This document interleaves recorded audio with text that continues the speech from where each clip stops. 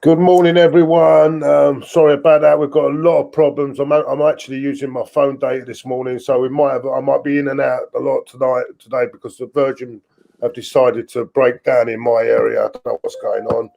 Anyway, if you can hear me, I hope you can all hear me loud and clear on here. Anyway, welcome to Kenny Ken.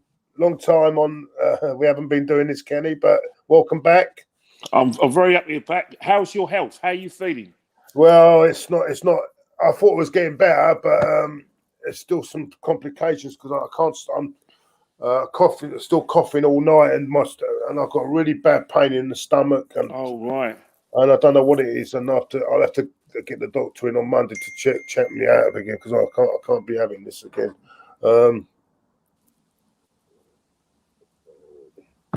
All right. Right. So anyway, let's carry on. Let's go on to Saturday. Big games. Liverpool look like now they've really surrendered the title. First of all, Kenny, I'm going to ask you about that goal. I don't know if you've seen it. The goal that they're all disputing. The equaliser for Leicester. I don't see it. It looked level to me. The guy. It looked level to me. But I mean, was it? Do you think it was offside, or do you think that why did the linesman put his flag up, or what do you understand on that one, mate? Well, the thing about it is that when the shot went in from Madison, it's all about like interfering with play.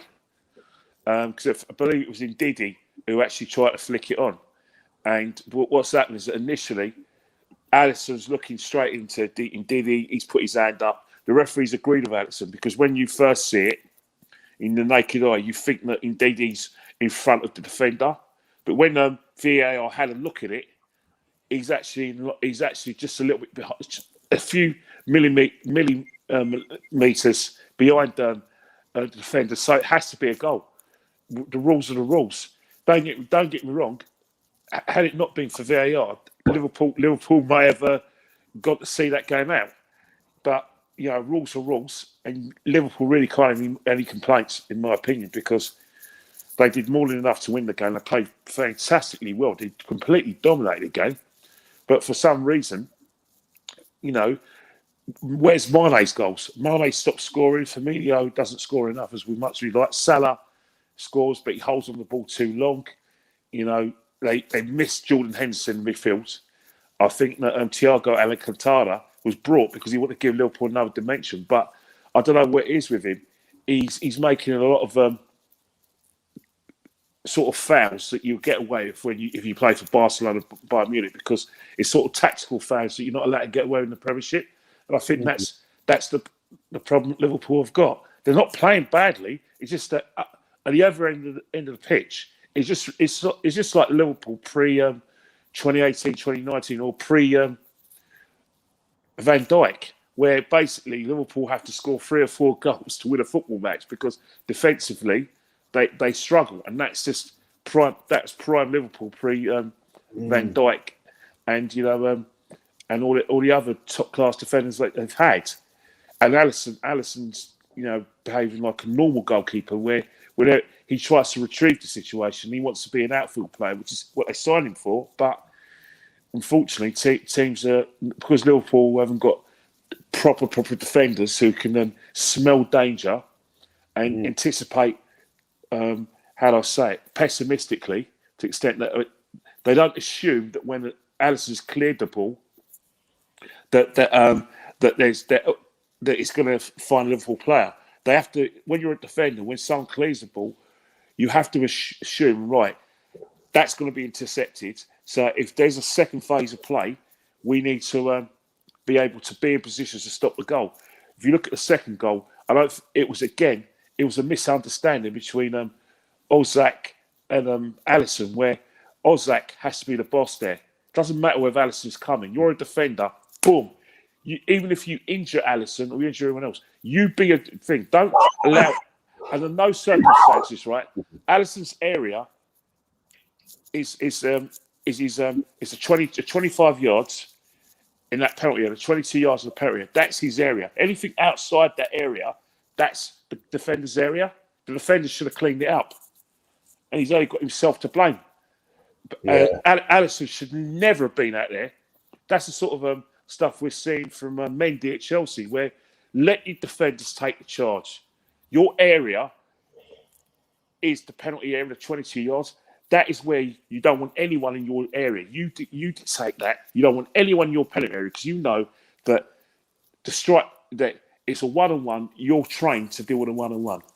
You don't want anyone making tackles in that penalty area because it's going to be a penalty. That's the basis of football. And Alisson forgot that yesterday. Yeah, I can understand that.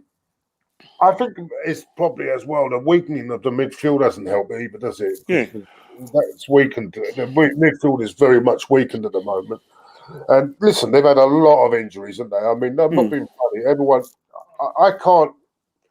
I think the criticism of them is a bit OTT because I think I don't think any team could have suffered the injuries they have.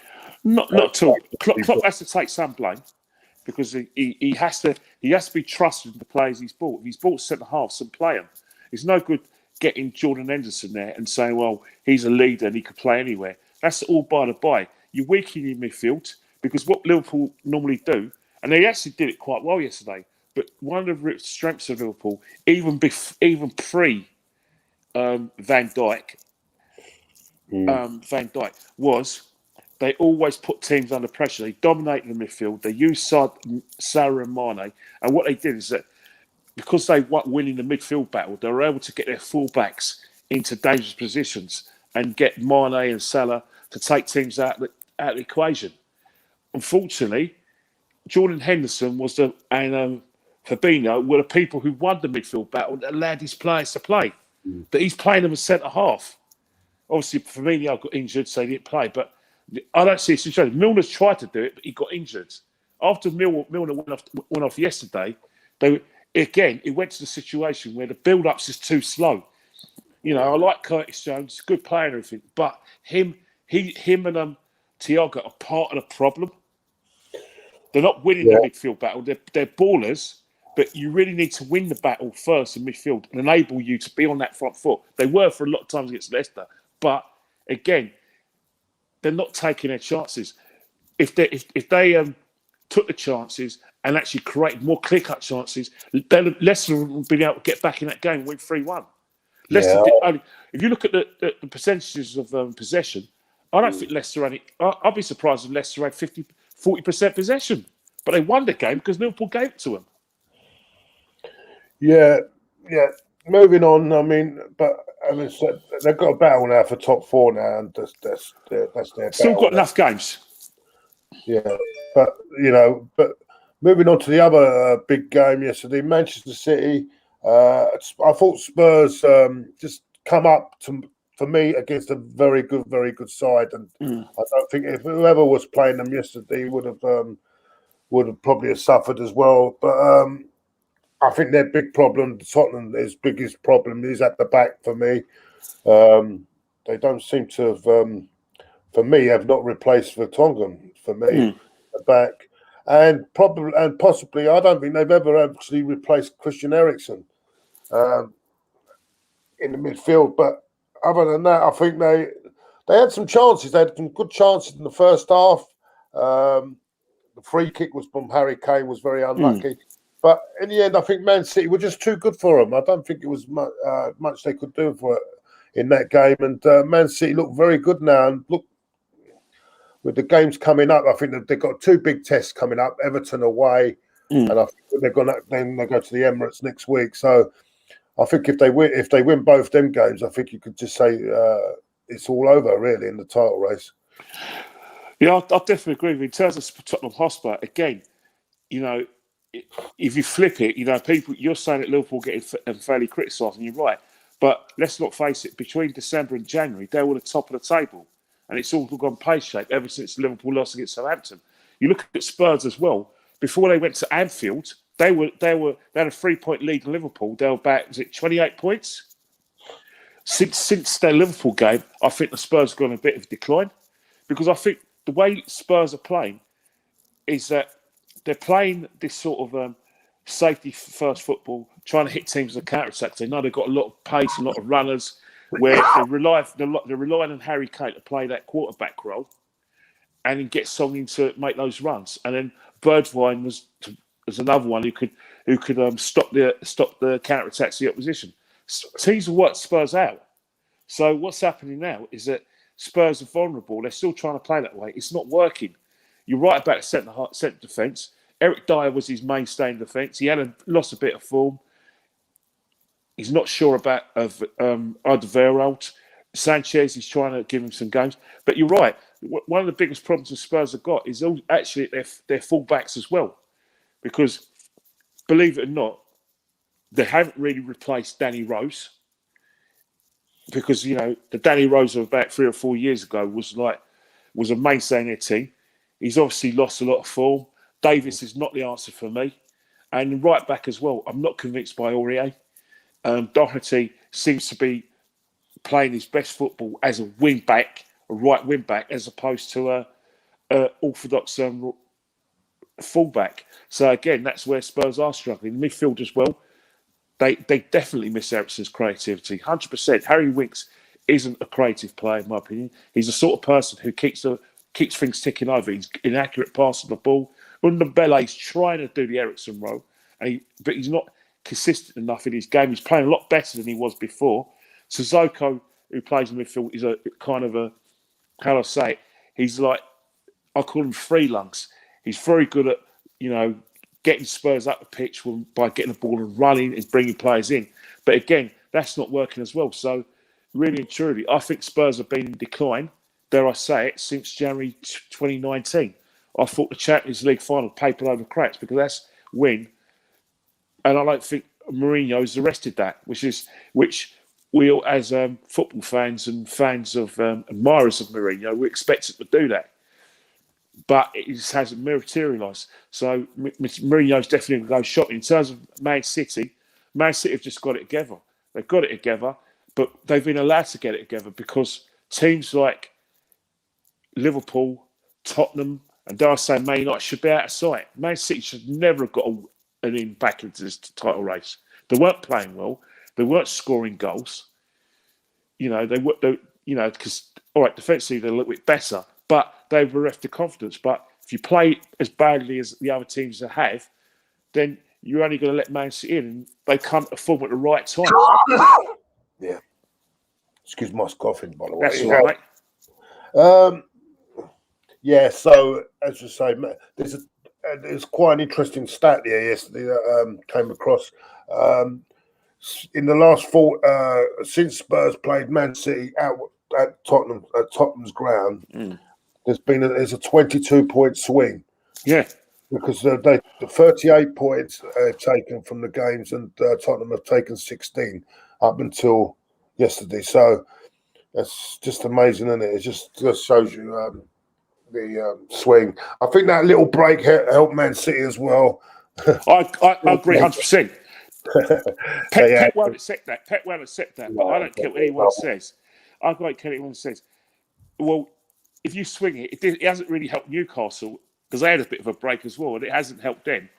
But maybe it's helped Man City to get them to regroup because before Christmas, when they did have their sort of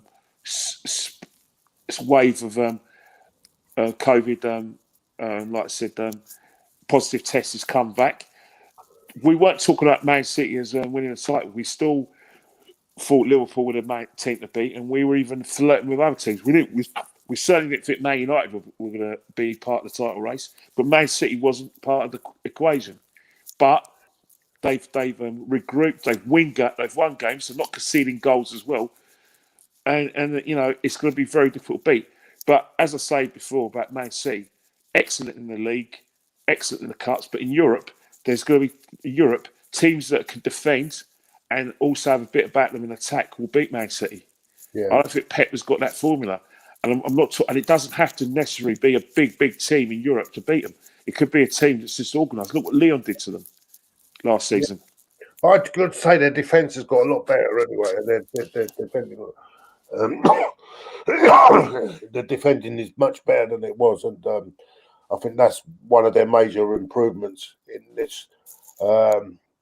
They've now and again play with that false number 9. Yesterday they had Jesus in the team, but it's working, and they're getting results. But there's a lot of things. Does it show that this, Kenny? In your opinion, do you think this Premier League has been a bit poor this season overall? The standard. Well, a lot of people. The thing about it is you can't win with a lot of football fans in this country. When Liverpool were running away with it last season, the Premiership was crap. When it was just Liverpool, Man City, the previous season before, running away with it, and they were finishing, and people were finishing 20 points behind them, the people complained. You know what I mean? So you're never going to win regarding the Premiership. It's either the best league in the world for excitement, or it's the worst league in the world for excitement. People are saying the Premiership ain't great because teams like West Ham are persevered, and Aston Villa having a good season, and maybe Everton in the bell. I think, in my opinion, if the top 6 were having a sort of all going for the title, all going for the Champions League, I think people in the neutrals in this country would say the league's its strongest. And I think what we're trying to say is that because the top 6 are out of sorts, i.e., if you dare you say, all right, you ain't talking about Man City, but you're talking about Tottenham a bit out of sorts. We're definitely out of sorts. Man United are out of sorts. You know what I mean?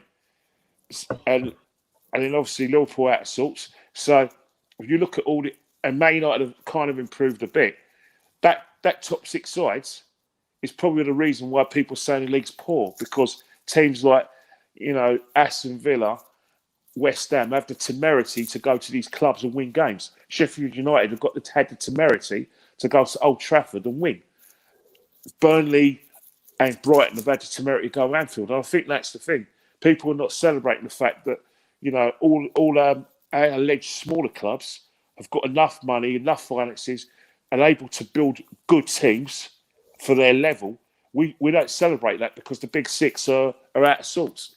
Well, yeah. Also, yesterday I've got to say, impressive from Burnley. Burnley beating Crystal Palace 3-0 yesterday. They're looking as if they're going to be escaping the drop. I think the way they're playing at the moment, because that's not good for Fulham. Teams like Fulham. Yeah, well, exactly. Sheffield United and West Brom. It's a shame because Sheffield United have suddenly found a little bit of form, but then the teams above them, as you say, are winning. Brighton, I thought very unlucky yesterday not to win the game. They played really well. Villa looked flat to me. Aston Villa looked really flat to me. Yeah, they are, because remember they've had, as you say, that, as you've mentioned, that COVID-19 outbreaks have kind of benefited certain teams. People say they've benefited Man City. Villa also had a bad COVID outbreak as well, to the extent that they basically gave up the FA Cup because of the COVID outbreak. I think they're still trying to find their feet and start playing their football, because before the COVID outbreak, they were playing very good football, difficult to beat. Now they're showing this kind of inconsistencies that you expect from a team like Aston Villa. But let's face it, Aston Villa don't have enough, wreckers in midfield to stop the counter-attacks in their teams. Yeah. But Brighton created quite a bit, but they couldn't finish the chances off. That's been their big problem, really. But overall, I thought they were. I don't think they'll go down. Actually, Brighton. Everyone is thinking they need to start scoring regularly. Mopai needs to be getting goals for all their good approach play. They've got to be putting the ball in there. It's results like that will get you eventually into the relegation places at the end of the season. Let me put that in layman's terms, results like that get you down, make you go down. And you know what I mean? He's had enough time to address the situation. The problem is that Mopai needs to score goals. Danny Welbeck just clearly can't get himself fit, which we know about as Arsenal fans, because there were fitness issues with us. You know what I mean? Yeah. I agree. Let's move on. On to the game today. Leeds, excuse me. Leeds United, really flamboyant sort of side. They're attacking, which leaves them a lot open at the back as well. And Should be a quiet game today. I've got the predicted what they say is a predicted lineup, and they're actually going to go here. Where is it? Yeah, they're going with Leno, Bellerin, Holding, Louise, Cedric, Ceballos, Saka, Smith Rowe, Aubameyang, and Lacazette. So they're feeling that Pepe will not be the one that's left out, which I think is a little bit hard on the guy. I know he didn't have the great. I thought he was one actually. Everyone had a poor game at Villa, but I thought out of all of them, he had probably better than any of the others. So, but I suppose they want to bring Aubameyang back. So this is where they're going with this. What do you think, Kenny? Well, I think it's harsh on Pepe, and I think what's happened is putting our system into jeopardy, because the best way to beat Leeds is to be direct on the counter attack and have a bit of potency up front. Obviously, you look at Aubameyang and say, well, he's the player that should have a bit of potency, but the stats this season and the performance this season, that the actual better performing centre forward is Lacazette, but he's done the usual Lacazette thing, which is basically, like I said, have a bit of a quiet period.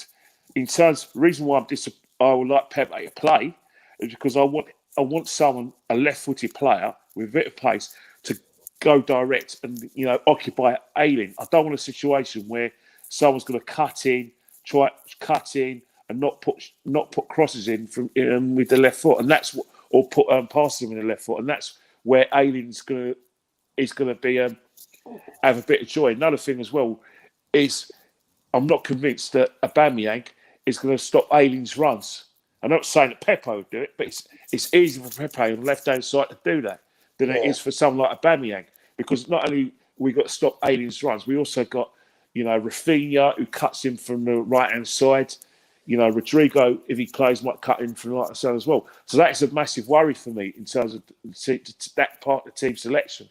In terms of Aubameyang is the main man at Arsenal. You have to shoehorn him, but I think it's just harsh when Pepe's finding a little bit of fall. Saka, obviously, you can't drop. Smith Rowe, the temptation to play Smith Rowe is always great because of what he gives us, but also there's temptation to play Odegaard to open a few trap doors that Leeds may set, but Leeds may not set those trap doors. Biggest worry when we play Leeds is the overloads down the left-hand side with Alioski, Harrison, and also Stuart Dallas likes to come in from left-hand side as well. So team selection is going to be very important. Ceballos never convinces me.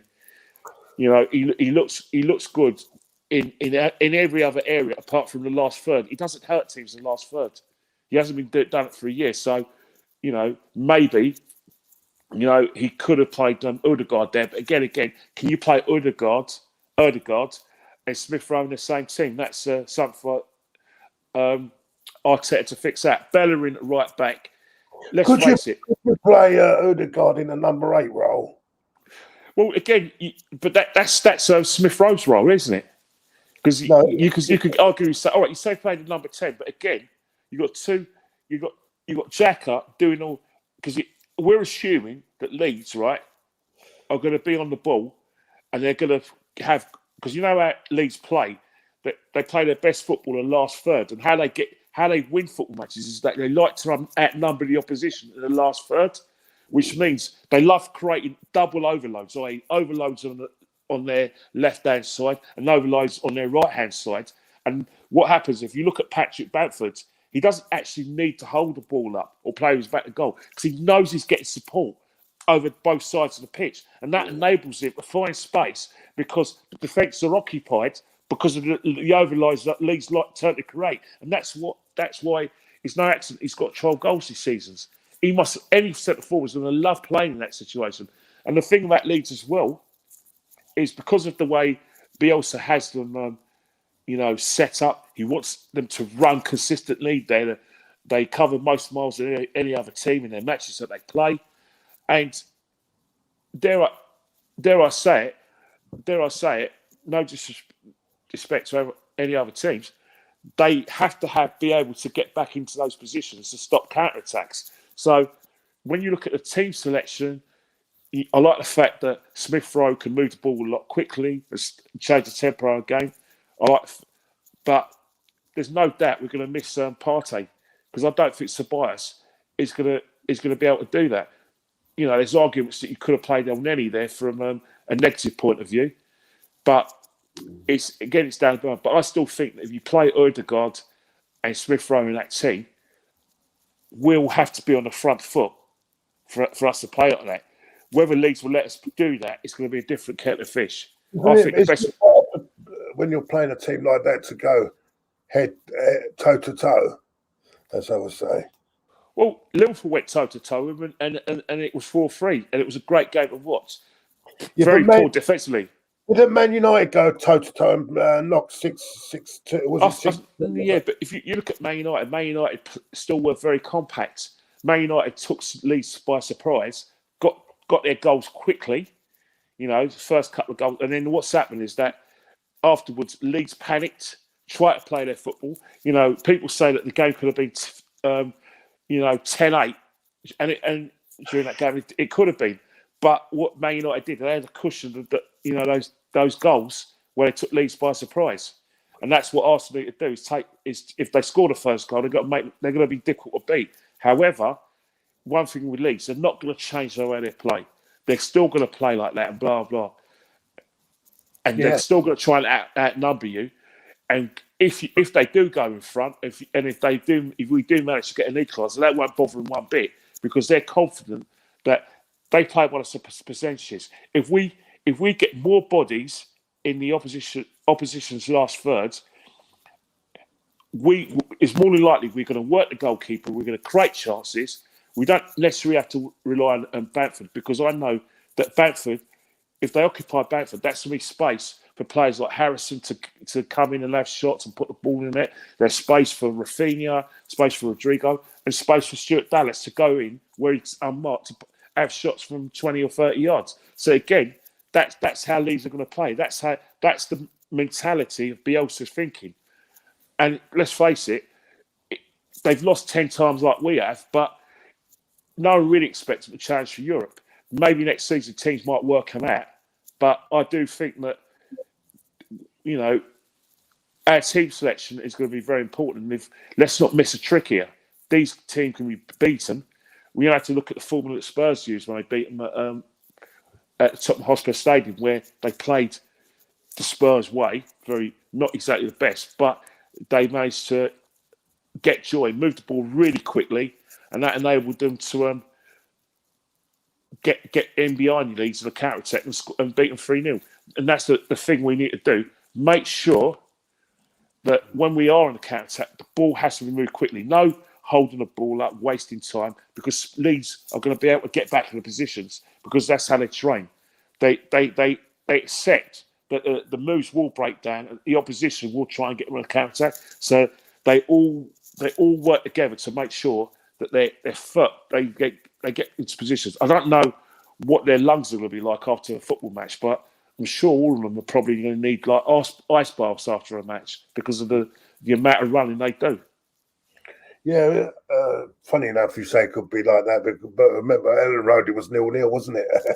Yeah, but we made ourselves difficult to beat after we went that 10 men. We weren't going to. We made sure we didn't lose that game. Yeah, true. But we'll see. It'll be a fascinating game. Really looking forward to that this afternoon. But with Benfica in mind, everyone is. I've got that predicted lineup, but I'm not sure. Whether with this predicted lineup, if that could be the lineup, because with the Benfica game coming up on Thursday in the Stadio Olimpico, do you think that with the league, with our league position as it is, that he might just throw a few like how can I put it, like he done in the FA Cup? Because at the moment, the Europa League now is the only real possibility, isn't there, of getting into the Euro next season, isn't it? Really? Yeah, I agree. I agree with you. Yeah, I think he could throw that curveball in terms of his team selection this Thursday and the Thursday afterwards, because it's a very important game for the football club, and he has.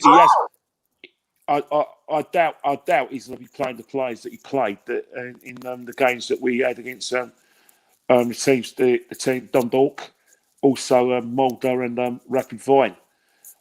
But you never know with this manager. You know, he may look at the situation and said, look, the best way, the only way the club are going to judge me and the fans are going to judge me is how I do in the 38 games in the league. Because at the end of the day, that's the most accurate barometer or most accurate evidence of whether a manager should be kept on. But the UEFA Cup will be a lifeline, you know. But talking about the Benfica game, if the UEFA Cup is a lifeline game, it's a must-win game, which means his team selection, he will have to, you know, say, you know what, I'm going all out for this competition.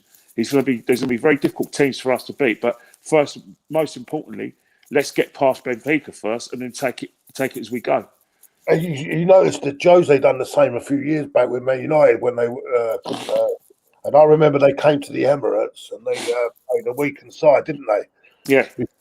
That was Wenger's only. I think that was Wenger's only win against Jose, wasn't it? If I remember rightly in the league. Well, yeah, I think what's happened with the Champions League, getting the Champions League gives managers more time. You know, it enables players who Uben and are in the back, you know, come to your club. So, well, we're in the group stage of the Champions League, and we're a seeded team because we won the Europa League. So, yeah, come and join us.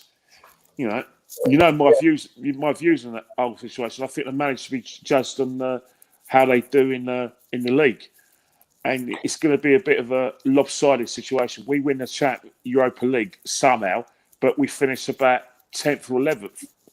Again, I still think the manager's situation should be looked at, and that, you know, long term.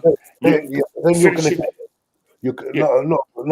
agree with you, but then you're going to get a lot of people who will say, well, no, he's achieved Champions League football. And they're entitled to think that, and I respect their opinions because logically, you know, the game is a black glory, and you know, if he was to put in his CV, well, I won the Europa League, and I won the FA Cup. That's good kudos for a bigger job or another job that he's going to take. So he's not a fool. But really and truly, Arsenal are all about Champions League qualification through the league and challenge for the title. And, you know, whether we like it or not, we're losing hands over fists by not being in the Champions League. You know, there's two things to happen.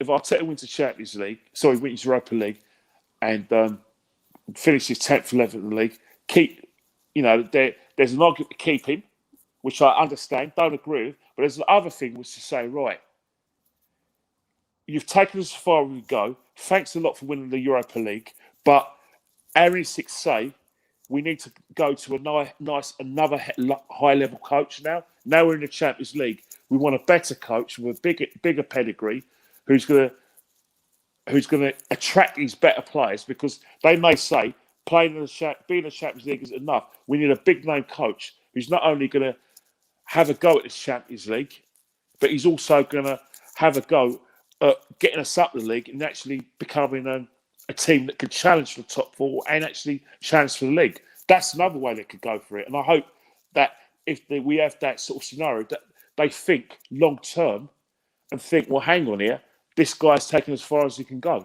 There's an argument for both sides, but I think the ambitious argument is to go follow my suggestion and say thanks very much. We're going to go. We're now going to go in a different direction we're a higher profile coach. Yeah, you know what? You have got a great point, because it's a cup. At the end of the day, it's a cup knockout competition. Yeah, and you have got a great point, because it's a cup competition with let's face it, not the best sides in Europe, are they, as well? And also, how can I put it? Winning the FA Cup last year did not cover the cracks, did it? So, well, and that's the thing. In every season, right? if you win a cup competition, if you win a cup, right, and you finish outside the top four, invariably, what you win in the cup competitions, be it the League Cup, the FA Cup, or European Trophy, i.e. the Europa League, inadvertently covers up over the cracks. You could say that when Jose Mourinho won the League Cup in 2017 and Europa League as well, to get the Champions League, that covered over a lot of cracks because they finished sixth in that table. Obviously, they improved last season, but come on, they were 19. They finished second, but they were 19 points behind Man City, who've got 100 points. So again, that shows there were deficiencies still in that team. You look at us last season. There's no doubt that the FA Cup covered over a lot of cracks, but it gave Arteta at the time that a lot of his supporters feel that he deserved. But come on, look at Wigan. They won the FA Cup, but they got relegated that season. Norwich won the Milk Cup in 1985. Still got relegated, didn't they? Yeah. So a cup competition, a cup competition, or a cup run is good for the players' confidence, but it doesn't necessarily translate in the league. All it does is that it makes you go down in folklore, but it's still not going to be enough. Having said that, I think Spurs will want badly that League Cup because just to get that trophy on the. Oh yeah, that's what Jose is hard for. Another thing as well. Jose will fancy his chances of doing well in the Europa League because remember, everyone talks about Arsenal in the Europa League. Remember, we've got Leicester, who are in that competition. They're going to want to win it because that's a prestigious. That'll be their first European trophy. They're good enough to, to actually make a mark and challenge teams in this league. Also, you've got Man United, who probably were very unlucky, in my opinion, to go out of the Champions League. Obviously, it was down to their foolishness defensively as well. They're going to think, well, hang on here. We're Man United. We need to be winning European trophies. Spurs got a European pedigree that's probably a bit better than ours. Let's be honest. North London boys like me and you know this factually. So they're going to have a go. Then we're not even talking about International here and Ajax, who probably thought, hang on here, we want to win the. We got to the final 2017, and we should have got to the Champions League final 2019. So it's going to be a very, very difficult competition for us to win. But you need to get past Benfica to even be part having this conversation. Yeah, I totally agree. Benny, I want to go on. I know I don't want to even look at the video really, but I'm going to have a defence of William Saliba because he's getting a lot of stick this week, and because let's face it, we've all done when we're young. We've done some stupid things, haven't we? And he's filmed a guy which doing an act that he Lord prankish behaviour. Let's leave it at that, eh? But what I think he's been taking a lot of people. Get him out of the club, getting this and that. And when I think that we've had legends that have done far, far worse, right? Oh yes, right. And I wouldn't have wanted them out of the club either because at the end of the day, they've made a mistake, and as long as they've done it on the pitch, and this kid's gone through a hell of a lot as well, and so I mean that video was, as we know, because you could see on the shirt it was taken 3 years ago. 100%. Because he had the one star. What do you call it for France, and they hadn't won the second World Cup by then. So I see a lot of Arsenal fans on social media, on everything, saying that get rid of him. He's not shouldn't be. We don't need him at the club and all this. And I think it's a bit harsh. What about you, Kenny? I really do. Well, the thing about it, right, is that it's come at the same time as him. Being loaned out in France, it's come at the same time as him, answering the question honestly and saying that he's not happy with the situation at Arsenal. He's not happy with Mikel Arteta, and Mikel Arteta's only seen him in 2.5 games, and in his opinion, as not giving him a proper chance. So it's come at the wrong time. So you know what happens with Arsenal fans? Every situation is linked. Oh no, he's kind of the bad guy because this is coupled in with the fact that he's clearly not wanted by Arteta, and he's complained about it. I mean, Jesus Christ, how many football? So if you're a footballer, if you think that you should be playing more games, you should just be happy with it. You should just go to your mum and your dad, or go to a pressman who asks you an honest question and say, "Don't worry, I'm really happy with my development at Arsenal. I trust this manager implicitly, and that he's going to develop me as a great player." No, you're going to say, "I'm happy with the situation. My friend, who I played with at Saint Etienne Fofana, has been trusted by Brendan Rodgers, and he's getting games. I'm at the same level, if not a little bit better than him. Why am I not getting a chance? What I've done? What am I doing wrong?" Mick Arteta's complicit in this as well. You don't rate a player, sell him. Doesn't matter. I'm not going to criticise Mick Arteta if he gets rid of Saliba, because guess what? It happens in football. You sign a player, you don't rate him, and you think, right, sell him, get rid of him because we've made a mistake here. There's nothing wrong with Mick Arteta saying that Arsenal's made a mistake. Don't lie and say, he needs to go on loan. He's been on loan a year, all right? When he was signed on Unai Emery. Arteta don't rate him, fair enough. Brian Clough, 984, bought Gary Megson for Sheffield Wednesday. Looked at him in pre-season, wasn't happy, sold him to Newcastle, didn't even get the first team game from Nottingham Forest. 989. Brian Clough signed John Sheridan from Leeds. Looked at him in pre-season, wasn't happy with what he saw, thought, oh, geez, I made a mistake. John Sheridan's got a Sheffield Wednesday. It happens in football. There's no shame. Done very well, didn't he? Didn't he done quite well, didn't he? He done well. Megson went to Newcastle, didn't work out, went back to Sheffield Wednesday. It happens in football. There's nothing wrong with what Arteta's doing. He's entitled to do that. But to come up with all these sort of, scenarios and nonsense, it's rubbish. Just be brave. Just show a bit of balls. Man up. Grow a pair, Arteta, and say you don't rate him. Nostalgia here, going back nostalgia-wise, Kenny Burns failed at Birmingham City when they won the league title at Nottingham Forest. Larry Lloyd failed at Liverpool, went on to win the title. Exactly. Larry Lloyd won the league title in 1973. Frank Clark, average footballer, average player at Newcastle. But for some reason, Brian Clough, 34 years old, he won the European Cup at 34. It happens. But in terms of like the video and Arsenal fans' reaction to that, Arsenal fans surprise no one when it comes to that. Because let me tell you something about Arsenal fans. We're very moralistic, and we're like sheep. We're followers.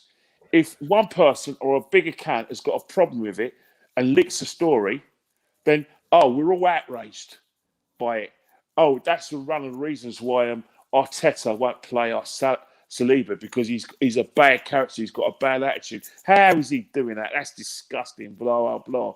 I mean, I've seen some of these Arsenal fans drink 50 pints during the match, throw up around the corner of the pub.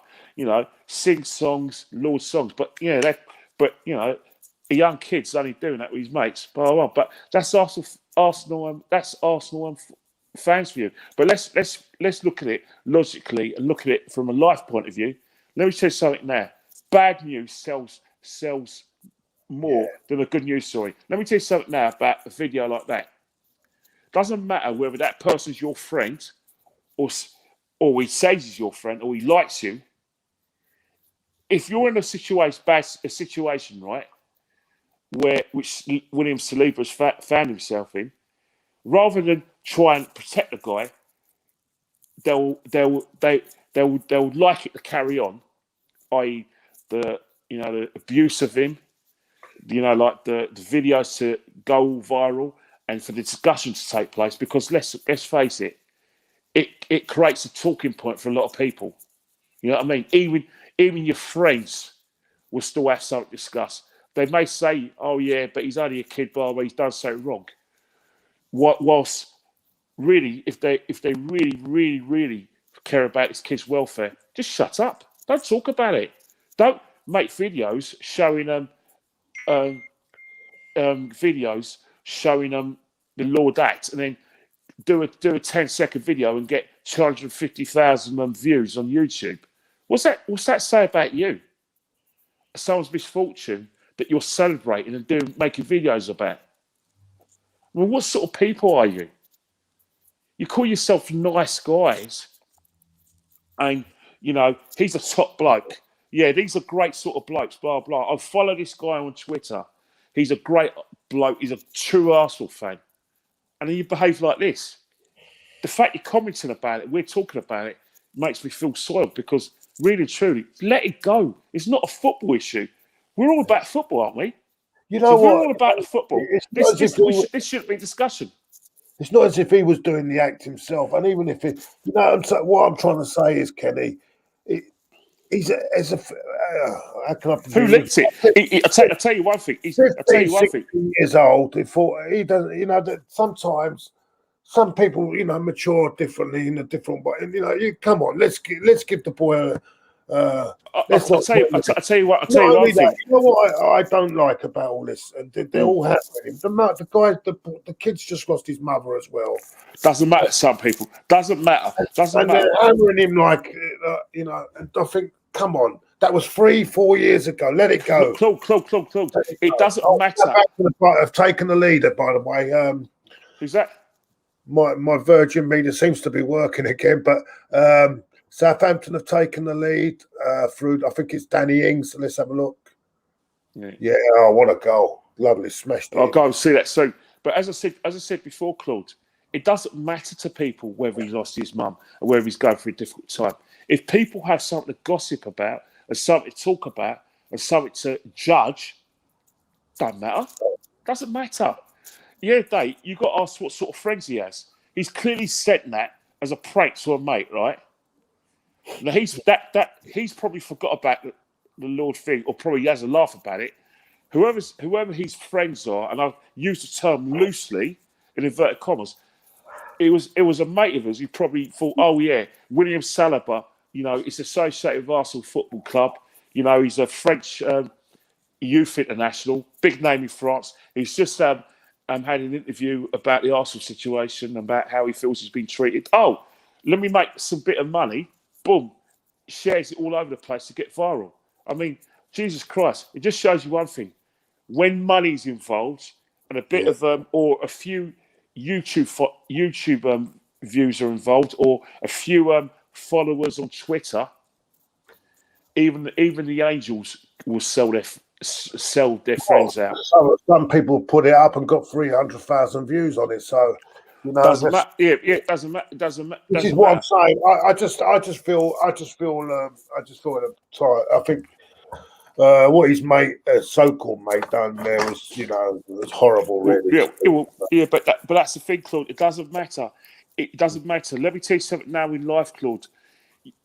If you're doing well in life, you've got a successful company or a successful career, or you're a successful media star in terms of acting, singing, or maybe TV presenting, and your best mate is pushing trolleys in Sainsbury's. That best mate of yours is going to be jealous of your success. He'll love you, but he'll resent you. That's life, Claude. I'm looking at Danny Ings. What do you think of Danny Ings as a player?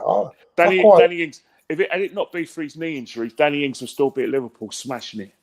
Yeah. Yeah, he's like quality. The goal he's just scored, real quality. Top player. Yeah, he is a top player. And, would you take him at Arsenal, Kenny? Well, if the player that I really want at Arsenal is Ollie Watkins, because I think what's happening is he's quick, got pace, he knows his way to the goal, and I think that's a striker you could build a team around, long term. Yeah. I'm not long term, and he actually could play with Aubameyang, because Aubameyang could stay where he is on the left, and I think they can do good music together. I know that means that Lacazette big jettisons, but how many chances Lacazette had to cement a place? I know he's had injuries, but we expect more from Lacazette. Yeah.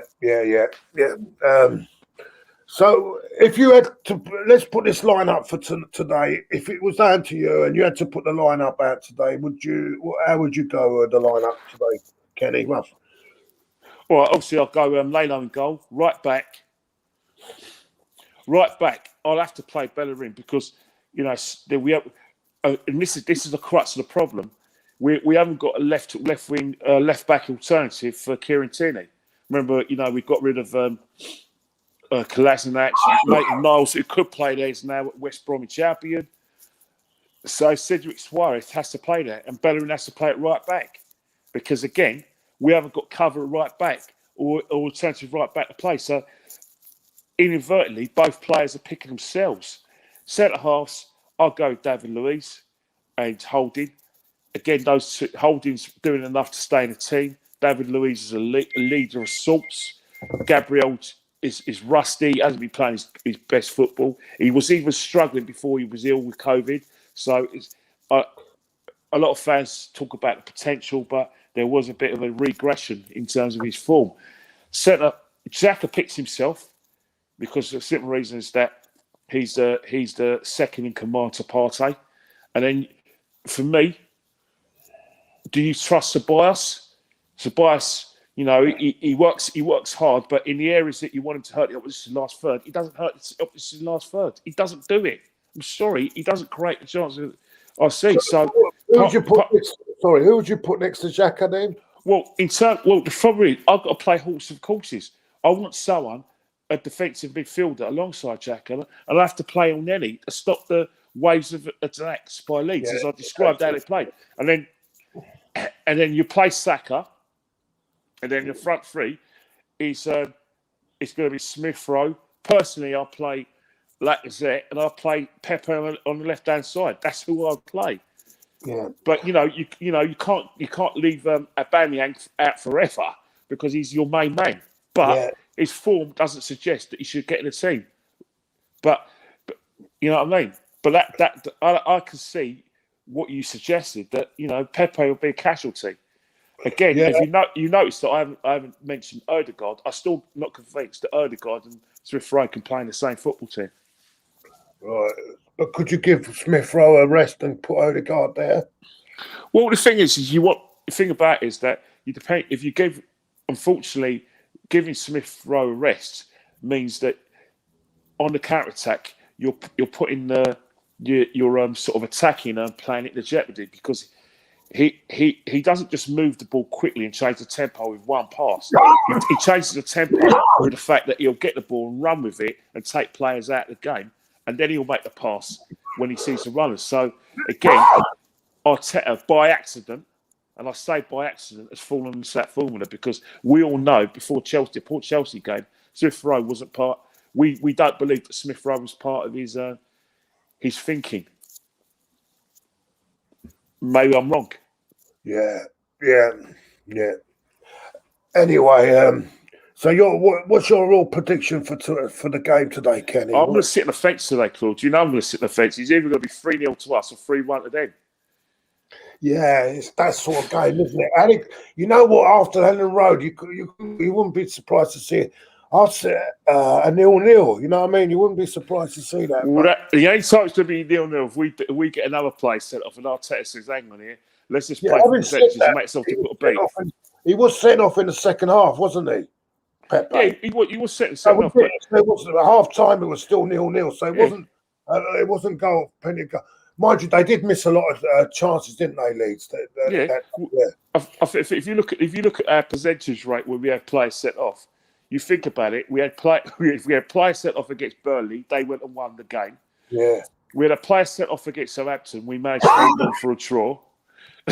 They managed to actually get an equaliser. We had a player set off against two players set off. We had a player set off against Wolves. Then they managed to get 2 goals, penalty, and a long range shot. And then we went down to 9 men. We didn't concede, and then obviously we didn't concede. We went down 10 men at Ellen Road. So. It's an even all with us. Either way, our manager is going to try and get us into a sort of shape where we may not hurt trouble the scorers, but we're going to make sure that no one scores against us. Yeah. Well, he's going to try and do that. Having said that, I mean, I think I thought Ryan had a great game last week. It's a shame that really, of course, he's not number one. Leno comes back, but I thought he had an excellent game last week, and Yeah, Leno's number one. Leno's I number one. think he can push Leno now. I think he's going to push Leno. Well, that's what Bert needs. He needs a bit of pushing. Yeah. He's playing well, but if you notice, right, the players that we normally criticise in terms of like your goalkeeper, I've been critical of certain other players. You know, if you wish me to be nice or unkind, they're virtually playing their best football in what is a lost cause. A lot of Arsenal fans want this season written off, or believe the season's a write-off because Mikel hasn't got his first team. Mikel hasn't got his complete control of affairs, and that next season is going to be Mikel's season. I mean, this sounds like a scene out of Only Fools and Horses. By this time next year, we'll be millionaires. That's Arsenal fans speak in terms of Arteta. Arteta, isn't it? Only Fools and Horses rhetoric that from the Arsenal fans, or dare we say, maybe a kind of some fairy tales from Walt Disney in terms of Arteta. You'll find that they tend to contradict themselves, quite a few people. But then again, respect their opinions because they're Arsenal fans who are doing the same thing as me, supporting a football club. Only we have different ways of where we feel the team should be going in terms of like who should be in charge. Right, a big week ahead. Ben, do you know much? We debated that about Benfica, didn't we? I mean, we don't know. I don't know nothing about them. It's hard. The trouble is if you look at any Portugal side, especially Portuguese side, especially Benfica, a lot of their best players now have been cherry picked by the best teams in Europe. Yeah. So, we should get comfortably through this then. No, I wouldn't say that because you've got to realise in Portuguese football, Portugal got a huge conveyor belt of talent coming through. Whatever big player leaves the Portuguese leagues, another person going to come through. You know, in the Euros they're going to be very, very strong, and you know that a lot of their squad, the whole big fulcrum of that squad is going to be players from Benfica. Not Benfica and Lisbon and Porto as well as the players that play in the big leagues of outside Portugal. So again, you can never underestimate a Portuguese side. Never underestimate a Portuguese side. You've got to remember who we are at the moment because of neglect and because of we scare nobody. We scare nobody. Yeah. We're not a team that can play. That's what teams don't fear us, even Benfica are going to look at this Arsenal side, look at us in the table, and I'm sure if you go and look at the Portuguese podcasts as well, especially when they do their podcasts on Benfica Arsenal, the first thing they're going to say, "Oh, Arsenal's not the same team now. Arsenal are 11th to 10th in the table. They got a manager who's never coached before. You know, they lost at home to Aston Villa, home and away."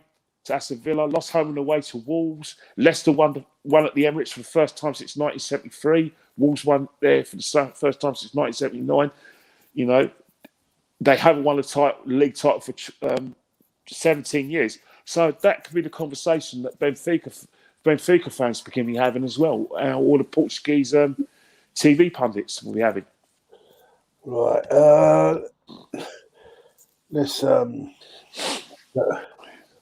Let's see if there's just a couple of comments before we go. Let's have a look here because sorry everyone, we've had a big chat and we've not got to too many comments, but we'll have a look at here.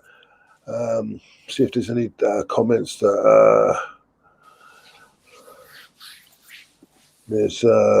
Diego says Leeds will press hard and start at high tempo. Yeah, I think so. Yeah, that's right.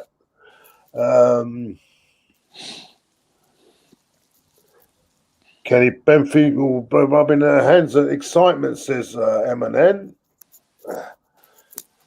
Chris says Martinelli is off the bench to score the winner. Oh, we forgot about Martinelli, haven't we? I think Martinelli, it's hard to get Martinelli in the Arsenal team. It's really hard because on the one hand, he plays if Aubameyang doesn't play, and on the other hand, we know if we look at the last few games, that we do need a direct forward who can play on that left-hand side. And Martinelli plays well, but really and truly, we're not going to hurt the opposition effectively or provide service for the centre forwards with Martinelli playing that position. It's a shame.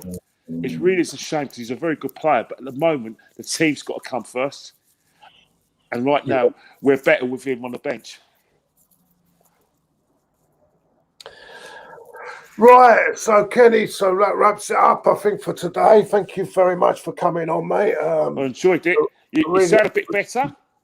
I do. I sound better. Is the coughing still there? My voice is better. The coughing's still there, but I've got hot water with lemon. Hot water with lemon. Real pain in my stomach at the moment, and I don't know what that is, and I'm really worried. So you know what you need. You know what you need to do. Just drink loads of water. Drink loads of water. Drink loads of hot drinks. And you know what I mean. If I was you, if you've got pain in your stomach, just drink hot water with lemon. That will cleanse it out. And if there's still a problem afterwards, then you need to see GP. But hot water and lemon will do the trick. Don't take some things like Lemsip because it's not good for your blood pressure. I've heard. But is that right? Oh, right. Yeah, because remember, if you have high blood pressure, it puts your blood pressure puts it up. So those are the sort of criteria you need to do. But hot water, boiling water with lemon and honey. Oh, it looks like you've got a riot going on in your house, Kenny, at the moment. As usual, got a dog, that's the thing. You've got a dog now? Yeah, called Theo. I better put myself on mute. I better put myself on mute. That's all right. No, that's all right, man. That's all right. It's no problem. No problem. Anyway, listen, thank you, everyone, to come in in the chat. Sorry, we've got talking so much. I didn't give you your comments out too much. But, so we're back on the watch along today at 4:15. The big one, Leeds United, Terry and Diesel will be joining me for that. And then, of course, tomorrow I'm going to have... tomorrow we'll have Lee Gunner back, hopefully at 11:30. I've got old school Gooners with two proper old school Gooners coming on the tomorrow at 6:00 tomorrow evening. So if my health can keep up with all this at the moment. But listen, thank you, as I said, thank you very much, Kenny. Thank you, everyone in the chat. Right at the death. Someone's come in with a super chat, so I better read it because it says, "Happy Valentine's Day, fellas. Hope Arsenal let's hope Arsenal don't break our hearts this month." Tiago Thomas whispers, "Spell the end for Balogun or in Ketia." I don't know what's going on about that. But thank you. What's the Tiago Thomas whispers? Have you heard any whispers? Tiago Thomas. Who's this Tiago Thomas? Anyway, Balogun on we'll spell the end for Balogun on and then Ketia. Yeah. Well, we shall see. Thank you for the super chat though. Anyway, thank you very much. Yes, Kenny. Take care, Kenny. Take care, everyone. And yes, don't forget later on today, big game. Arsenal versus Leeds. It goes back in history, Arsenal Leeds. Of course, that famous championship battle in 70-71, we all remember. The offside goal win against West Brom, which will probably cost them the title. But, looking forward to it. Take care, everyone. All the best.